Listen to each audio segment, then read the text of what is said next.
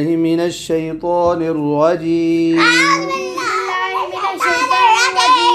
بسم الله الرحمن الرحيم.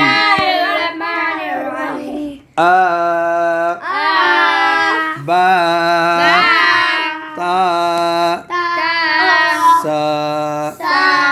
بچوں یہ کھڑی زبر والا حرف جو ہوتا ہے نا، اس کے اوپر کھڑی زبر ہو تو کھڑی زبر کو کیا کرنا ہے؟ لمبا کرنا ہے. اس میں بچوں آرام سے بیٹھو، تصویر بھی آپ کی آتی ہے، خیال رکھو. یہ دیکھو با تا سا. سیدھے ہو کر بیٹھو. تا سا. آگے بچوں ہے جا حا خا.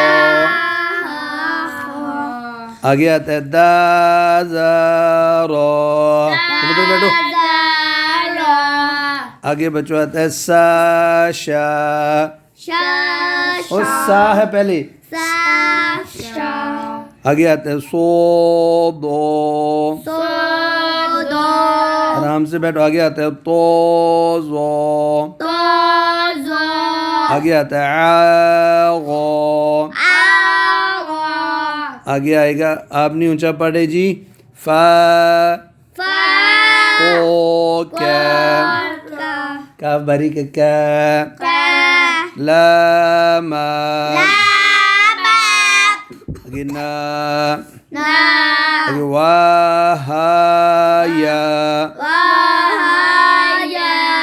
جی بچوں یہ ہم کون سا سبق پڑھ رہے ہیں؟ کھڑی زبر کو لمبا کرنا ہے رواں کے ساتھ. اب اس میں الف کو لمبا کرنا ہے ایک کے ساتھ، اور ایک میں کھڑی زبر کو. آ آگے با با. دونوں کو لگے تا تا. آگے اس میں کھڑی زبر کو لمبا کرنا ہے اور اس میں الف کو. سا سا. دیکھو سبق کی طرف. جا جا. آگے دا دا. آگے سا سا.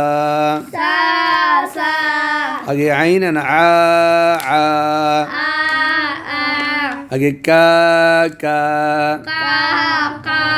آگے لا لا لا لا.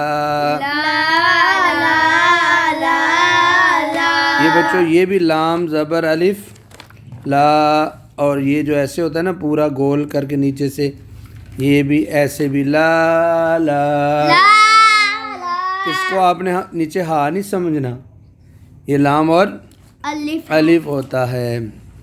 آگے جی لام کے جا سے الف بھی دکھتا ہے. ہاں جی یا یا.